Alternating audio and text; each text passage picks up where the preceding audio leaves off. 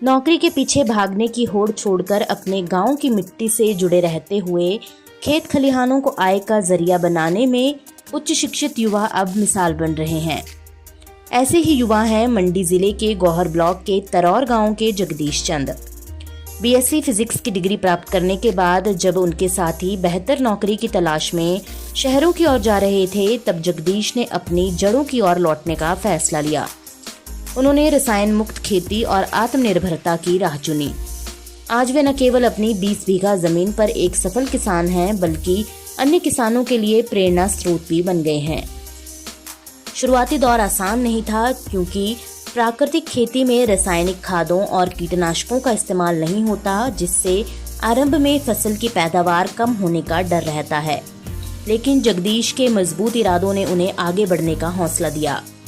उन्होंने अपनी 20 बीघा जमीन में से 10 बीघा पर प्राकृतिक खेती शुरू की। आज वे इस जमीन पर पारंपरिक फसलों के अलावा नकदी फसलें, मटर, लहसुन और विभिन्न प्रकार की सब्जियां उगा रहे हैं, जिससे उन्हें बाजार में अच्छे दाम मिल रहे हैं।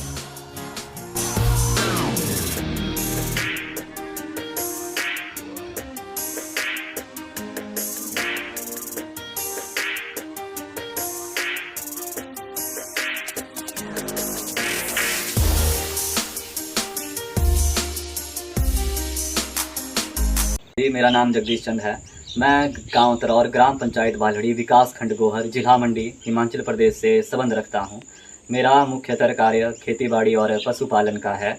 मैंने वर्ष 2016-17 में अपनी ग्रेजुएशन कंप्लीट कर ली है और उसके पश्चात मैं अपने पारंपरिक कार्य खेतीबाड़ी और पशुपालन से भी जुड़ा रहा। वर्ष 2020-21 में प्राकृतिक खेती में भी जुड़ा और इससे संबंधित जानकारी एवं ट्रेनिंग भी ली। वर्ष 2025 सरकार द्वारा संचालित राष्ट्रीय प्राकृतिक खेती मिशन के अंतर्गत कृषि विभाग द्वारा मुझे बीआरसी नियुक्त किया गया, जिसमें हम स्वदेशी गाय के गोबर व गौमूत्र से तैयार किए गए हुए खाद व दवाइयों का उपयोग अपने खेतों में करते हैं व अन्य स्थानीय लोगों को भी इस सुविधा का प्रावधान करवाते हैं और इनके उपयोग में इन चीज़ों को उपलब्ध कराते हैं। सरकार के माध्यम से हमें वित्तीय सहायता भी प्रदान की गई है संसाधन केंद्र के लिए।